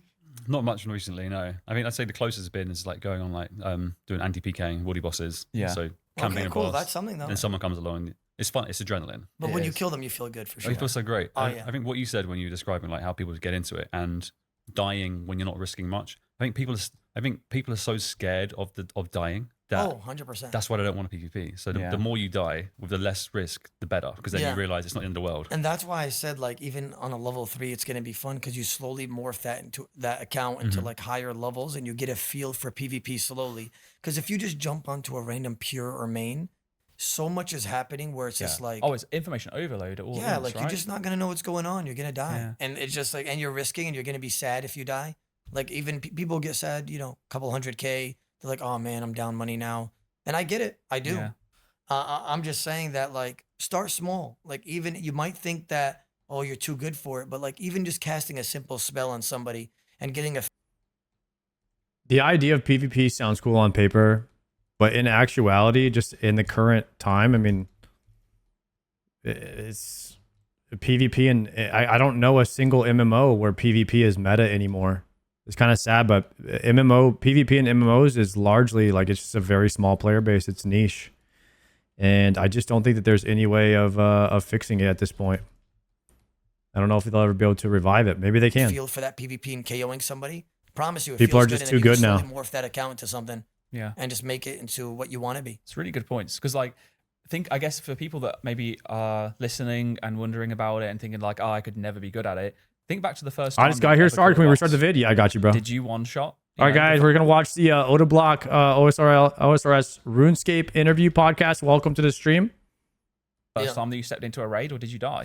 Did you figure out all of your switches perfectly and get max 100%. CPS? Were you number one? Were you the MVP? Probably not. Like, you might be now because you've practiced those bosses. Hours and hours and hours and hours of practice. You can't step into PvP and Same expect to just concept. play. Yeah. You're learning another version of the game because you're not against an NPC. For sure. You know, the mechanics are people that have reactions. So Yeah. there's definitely that. I heard some really good advice that I took on earlier on, actually. It was like 2-3 years ago when I was doing this part, was that I made a free-to-play pure. And I started off in free-to-play PKing. Yeah. You know, just using short bow, simi, two-hander. Yeah. Just to get into the rhythm of you know, learning what's a good time to KO and tick Eating. changes and Yeah. eating, because you don't have to worry about overheads. And then I think it was like Puresome, actually. He gives people advice in the sense of, if you're fighting someone, focus on one thing, and that can either be gear switches or prayer switches. Don't focus on both. Do one or the other. Yeah. Until you're comfortable with that, and then incorporate the other. Don't try and do it all at once. So you're going along the right lines as well. That's the same lines good of, like, advice. start with just casting a spell. You get Yeah, overwhelmed maybe don't super just, like, you easily. know, I do, at least. Auto attack someone until exactly. they're And then when dead. you slowly build that account, you could maybe start importing like, you know, rune knives or something, Yeah. and then casting a spell. But you'll slowly get better and better. It's like what you said, it's time consumption. Yeah. Right. Mm-hmm. The more time you put into something, the more you're gonna get better. And that's just what it is. People gotta give it a chance, man. I'm telling you. PvP is really fun. I think it's the funnest part of RuneScape. It's very unique to RuneScape as well. You know, By the way, I tell people this all the time, and I know people at home are going to agree with it. I think you guys are going to agree with this. But there's no MMO even close to RS, in my opinion. Like, it just has its own unique feel. And I've played other games, and I'm like, I just can't get into it just because RuneScape is just so unique to the point where it's just like, damn, I'm just addicted. like that's just what it is. Yeah. Like nothing is like RuneScape. It really isn't. Like you can't find an MMO like RS. I played other MMOs, like I've tried them, and I had to quit like the same like hour just because it's like I just can't get into it just because it just doesn't feel RuneScape is right. so different. There's a surprising amount of depth that we all know about, but It other is. gamers who have played maybe RuneScape when they were younger, and they still think of combat in RuneScape as click a cow and wait for it to die. But we know there's more. Agreed. I never looked at it from that perspective And about how they look at it. And I think, if you think of some of the WoW guys, and some of them are here in the studio with us, they got to experience that. They probably came into it thinking, what the hell is this combat? Oh no, some of them literally said that the reason they'd never tried RuneScape before was because the game looked bad. It was just click, wait for it to die, and click food. That was it. It's like, it's just boring. And then they start playing and they're like, oh, so wrong. There's so much more to Yeah. it. I mean, a lot of them, Sardaco, Quiver and Infernal already. Dude, he is Let's go. insane. We got the Uzu, shout out, Fire boys. Cape, Savix, Fire Cape. I mean, those guys really put in the effort. Joker's still just like absolutely slamming out. I think he's going to take a little bit of a break soon, but he was mentioning that he's He going told me. for Inferno and Quiver next. Yeah, So, you know, he he's told me that. been Yeah. gaming hard. No spoilers, because we're not at the end yet. Gielinor Games, for your first season, how are you finding it so far? I think you've been so entertaining to watch. Like, the role you're playing, surprising me. I think you've been, from like a viewer's perspective, quite hands-off, quite nice with the other noobs and newbie alliance, stuff like that too. I will say that the Gielinor Games has been really fun. I'm so glad that there was a PvP challenge that I got to showcase PvP most of all. Yeah. I can't tell you what's to come, but I will say that it's a really fun time, and I hope to be in the next season because I'm a rookie in GG, and so is a lot of other people. So we did make a rookie alliance early on. I mean, not early on, sorry. It was like midway through the season. And I think that definitely helped. I really want to be in the next season again. Like I think after experiencing it myself in Gielinor Games, you start connecting dots like, oh, these guys are in an alliance. They're trying to weed out this, and this is happening. And solo mission is a freaking big Zulrah, and you know what I mean? Like you start connecting dots. So definitely a very fun time. You and learned a lot from your first season then. Shout out to Soup, honestly. It's a great show. Something we like to do with our guests is we've spent the last hour or so asking you questions, give you the chance to flip it right back. Anything you'd like to ask us What's like a day in life of a Jagex player, like a Jagex moderator? I feel like people need to see like an insight of you guys' life a little bit. Dude, I mean, we're just going to talk about being normal people that wake up, do things. I mean, you probably have a better routine than I do, I think, because comes and goes. You're a little bit more sensible than I am, a little bit more mature and grown up. So I'll just speedrun as mine as fast as I can. Like, I typically wake up, shower, get breakfast, start work. My work day is anywhere from 4 to 6 hours worth of calls with other people within the studio. And you're here the whole time? No. So I'm working from home. So like I get up, I have my shower, and I go straight back into my pajamas. Wow. And I'll sit there. Maybe I'll have like a normal top on if I'm on camera for the day. People will think I'm looking bro smart. has no gear on down below, huh? No, I have to wear. Gear. I can't sit. I don't get it where people sit on chairs with no clothes on. I find it terribly uncomfortable. Like, even if I'm wearing like just like boxers, and I need to have a t-shirt on at least. It's just weird. It just feels weird to me. Not even like a body conscious side of it. I just feel uncomfortable. So yeah, I never do the full. I wish I could agree. I've been shirtless on stream the last like 4 months. Yeah. So you didn't finish with that. Oh yeah, no. So anyway, 4 to 6 hours. So I'll rock up, pajamas on, do the calls, 4 to 6 hours or so. How often do you work? Thanks, Red Bull. I appreciate that, man. So I work 5 days a week. Okay, so Monday through Friday. Monday through Friday. I mean, in the position that myself and Sween are, we typically end up finding ourselves working some parts throughout the weekend. But I try to be really good now of when it's weekend, switch off, no work at all. But like, that's when, if we're talking to someone like yourself, for example, you've been busy all week, or you're in a different time zone, and you send us a message, it might be that we're organizing something that's really short turnaround. So these things happen. But yeah, typically from like 9 until 6:30, 7 p.m. is when I'll work Monday to Friday. And as I said, half of that in the day will be meetings. I'll spend about an hour or so during my lunch like watching content that's been coming out. So anyone of old school's videos, or maybe I'll look at another game announcement, stuff like that, and then a bit of project work that's been going on. And then in the evening, I usually spend the 2 hours in the evening actually catching up on all the stuff that I didn't get a chance to do in the day. And that's, making sure that my team are ready for the next day, because I manage a team. So do you love what you do? I absolutely adore what I do. Yeah, I love. I feel like you have a chill lifestyle. I like that. I wouldn't say it's chill. It's know what the community's like, right? You've seen go. Do you get a lot of hate? Me personally, not as much anymore.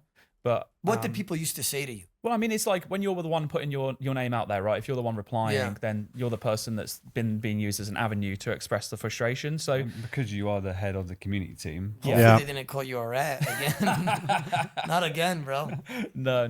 Most of the time, to be honest, I've been relatively blessed, and that sounds weird saying, because no one should ever be like attacked for just doing their job. I think Ayuza does a great job as community manager, man. He feels like a very a person that you could just reach out to and talk to anytime. No one's really made it super personal about me, so I've not really had a lot of comments about like me myself. I think for the most part, people might say he's actually really good too at like overcoming, like when you think you have a good idea, he's kind of good at like turning that, or like telling you that idea is not the best idea, and he'll be like he does it in a really good way too. So it's like whenever you think you have a good idea, he's like, yeah, well, we tried that on this date and this time, and these were kind of the results from that, and what we learned from that is like this, and this, and so what we thought what we would do from there, and it's just like, oh, so you guys have pretty much already done it, and every time you think you have a good idea, like there's a good chance that they've already tried it. So he's the GOAT at that. A big forehead, or like I'm balding. I'm like, talking about bronze man mode. Balding, but I'm getting old, dude. I didn't have a chance to talk. Well, I have told him about it. Yeah, people will say I look like I messaged him. I'm like, okay, cool, but I'm gonna look good when I'm 45. So So yeah, I don't really get a lot of hate. I don't know if they have any interest in doing it, to be honest. Seeing players unhappy with things that have gone on, because like we don't want to see people unhappy. We want to be able to try and fix everything. But we can't always do that. Yeah. We can't always respond to everything as well, even though we might have an answer. Yeah, it's the same thing with I feel like you kind of touched on like they don't know certain things that you got. Bronze man mode would not work. It's niche, not enough in demand, brother.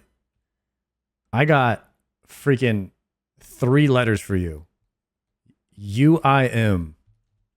Bronze man would be way bigger than that. Guys are trying to deal with, for instance, like the bots. I know you guys try to get rid of them, but they think that you purposely keep them in order to benefit Jagex, right? No, So but I mean, like, literal people have, their livelihood depends on them botting. So they're going to find every single avenue to do that. And if someone's spinning up a bot farm of 10,000 accounts every day, if we ban 10,000 accounts every day, they're going to keep coming back. So, yeah, I heard that you guys banned a lot a day in certain areas. That's we insane. we do ban a Like lot. LMS bots, corp bots, all of that. Yeah. Like, that's insane. Yeah, we share stats sometimes as well on the Player Support website if people are interested. Those are letters, not words. Didn't I say I have 3 letters for you? Chat, somebody watched the VOD. Can you confirm that I said 3 letters or did I say 3 words? Okay. Have a look on there. There's like a page on there that shows the stats. But like, I don't want to also Said letters. just quickly, Thank you. I know you didn't make out like we're trying to say that it's really good. We know that the situation right now isn't perfect as well. Like, buying is a problem. We're continually investing into trying to improve it, but it is an arms race, right? For every development that we make, there are thousands and thousands of people that are more incentivized to work around whatever improvements. So What's the serve log looking like? I actually have it displayed at the top right here, but we have 731 kills. I have every crystal except for the Eternals now. So we did get the prims. We got the good one. And I've already slammed them into my boots. We got the wings showing now. So we have the Avernic Tread PRs now. Which is hard. One second, I don't want to die right here. Are we back? that they can carry on doing what they're doing. 100%. So we try our best, and there's a lot that we need to do more of, which we are, especially in the next few weeks. And for those that are listening back home, you will hopefully have seen the benefits of those. But like, if you put it into perspective, look at other studios that are like 4, 5, even 10 times the size of Jagex, and they cannot control the problem.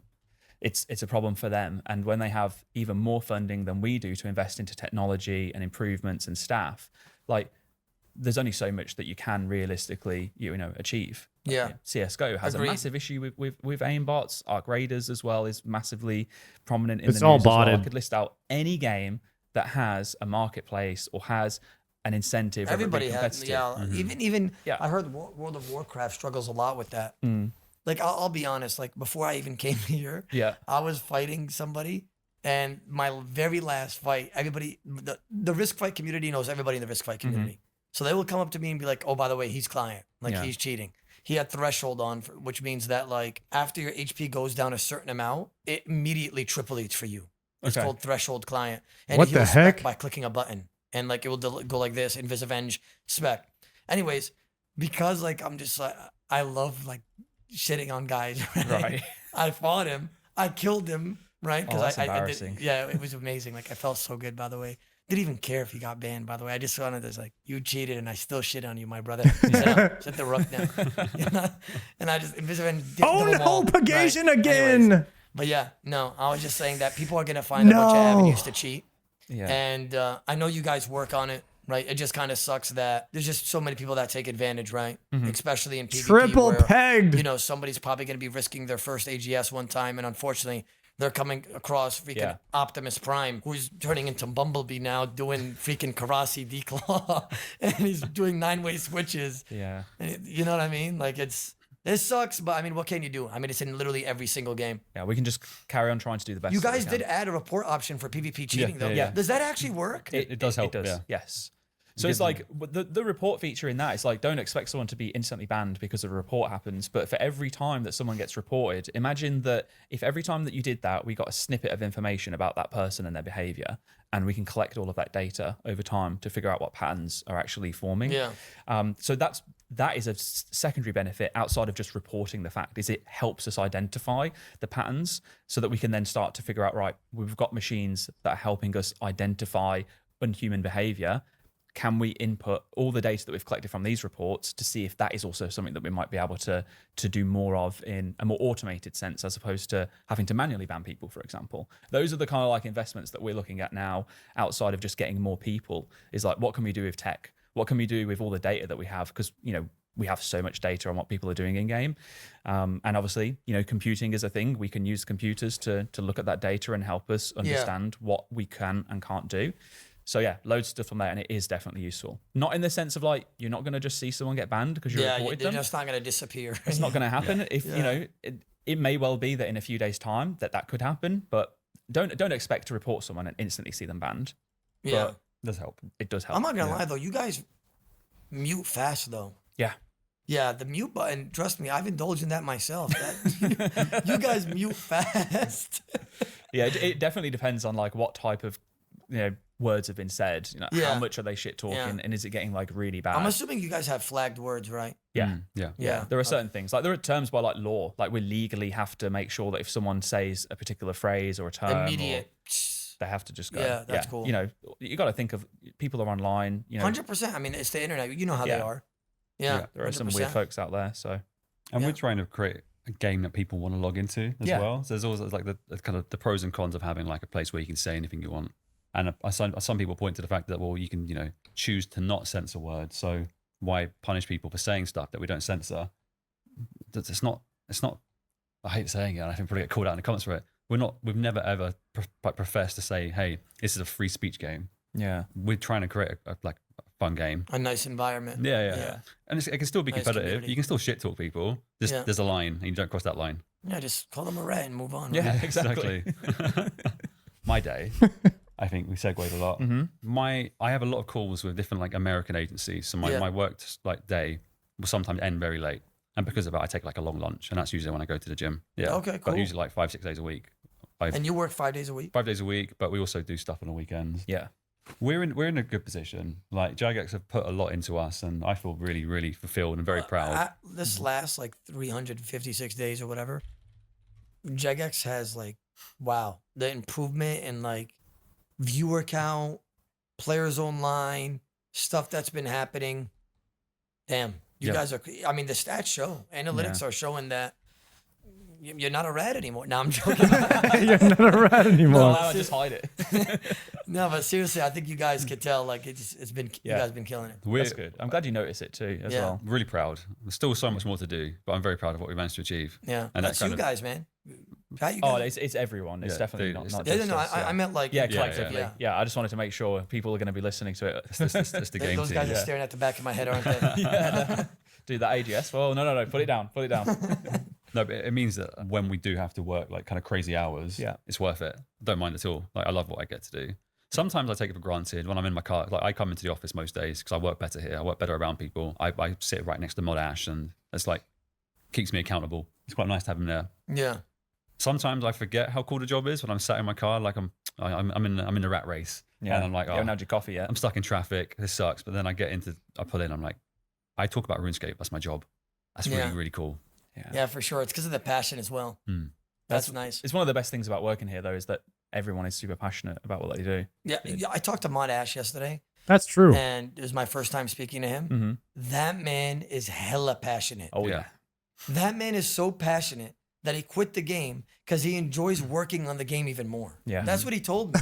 He said that he doesn't even play RS anymore. He actually likes Mod Ash the GOAT, man. To make it better for other people. Yeah. He's literally a servant of the people, Ash is, for sure. Like that's literally what he told me. And I was like, brother, what? And he applies that kind of same mentality elsewhere in life. Like he volunteers, he's active with charity, I can tell he's a very kind guy. Active in his church and stuff like that too. So yeah. Props to Mod Ash. Very much props to Mod Ash. What about the rest of your day? Rest of my day. Yeah. Yeah. So I work in the studio. I take like a long lunch. I usually go to the gym or go for a run or something like that. During my day, I think I have fewer calls than you do. I'm lucky. Yeah. Well, I mean, I worked in community. I lived that life once. So it was just phone calls all day, or like work calls all day long. Yeah. I manage a really small team, but they're really, really talented. So I oversee like a lot of the marketing plans for stuff. Like one of our marketers working on Deadman Annihilation plan for marketing. I kind of chime in where I need to, but ultimately like she's doing an amazing job on it. So it's checking of every team, make sure everyone's doing what they need to do. Just micromanaging and stuff like that. Yeah, like I don't need to do that because they're so good. Like I'll sure. Less micromanaging and just more just like managing generally is probably the same for both of us because neither of us are micromanagers in terms of our style, are we? Nope. So yeah. That's good though. I mean, you said your team is talented. That's nice. Yeah. That means you can be like a little bit more laid back, right? Yeah, and it also means that I can then put time into like Dedicate really fun time somewhere projects. else. Yeah. So like I know everything's in hand, and we can work on more experimental stuff. Like we were able to really quickly jump on the OTK event because we had our team doing other stuff too. So we're like, okay, let's try and make this happen. That was amazing, by the way. Yeah, it worked out really Yo, well. OTK event was so good. Yeah. And that clip from Soda Poppin' will forever be like Soda Unreal. block. Yeah. Holy. Bro, just the and him blocking like 9 redemptions was crazy. We couldn't have written that better. I was telling one of the J mods that, bro, that from how crazy it was looked rigged. I'm telling you, like that's how. Yeah, crazy. it almost did look staged, didn't it? Yeah, like yeah. It was set up. Like it was like, what just happened? Like none of us are that creative that we could have rigged that. We could have even dreamed of writing that thing, man. That was just that was so fun to watch. Obviously, we were in the same room, but way down the side, like sat with your brother watching it, and it was just the hype.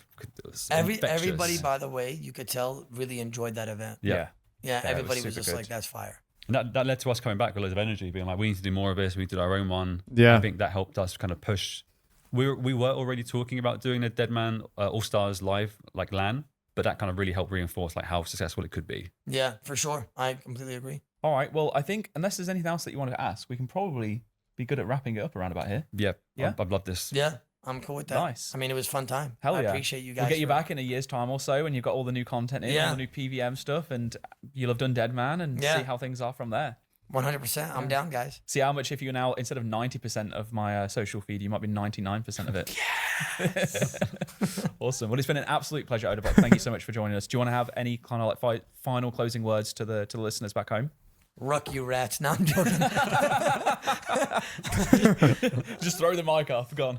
All right. Well, Isa, Sween, I appreciate you guys bringing me on board as well. I know that we've obviously had a deeper connection with not just you guys, but everybody on board lately. Creators alike, J-mods, all that. So I'm happy to see what's more to come. So I appreciate you guys bringing me on board. And for the people at home, thank you for all the support. All the brothers out there, you guys know who you guys are. And if you guys didn't give me a chance yet, go give me a chance, you rats. Come on now. No, I'm joking. That's brilliant. Yeah, thank you, Oda. Big O! I enjoyed that. W's in the chat if you enjoyed the Big O interview on OSRS podcasts. It's always fun to get to know the creators a little bit. Little W's in the chat for Big O. Man, I sometimes think about that OTK event, man, and it's just like, I don't even know if it'll ever be topped. It was just so much fun. They really did a great job with that, and it was like at such a special moment in time, you know, of like the big WoW swap over movement, and they just snowballed it into an event at the best time ever. And we were all noobs. We were all kind of on the same playing field. Savix and Sony had a little bit more experience, I think, than everybody else in PvP. But dude, for the most part, we were all just noobs coming over and experiencing like this massive game that they've been just pouring into development for 20 years. We're all just overwhelmed, and it just made for such a cool event that, I mean, it would be tough to do. They would have to bring in like an entire section of gaming would have to like swap over in order to recreate that kind of hype. And I just don't see that happening, at least not anytime soon. But that would be so cool, because RuneScape is in such like a good position to like bring over new players, especially in the MMO genre. Like, the game is just so good now. In comparison to what it was when a lot of you guys probably started playing OSRS, it's a completely different game now. And that's why I'm having to skip. Like, a lot of you guys get upset at me because I'm having to skip so much content, or like I'm planning on skipping so much content, because there's just so many grinds in the game now that it almost feels impossible to just do every grind in the game. So I'm like, what grinds can I skip? You know what I mean? And I skip barrows. There's probably more stuff that I'll skip, but now I'm getting closer to the end of the game. And so it's just been a crazy journey, man. Almost a year playing the game now. And there's still content in the game, and that just blows my mind how grindy and how much content that there is in RuneScape.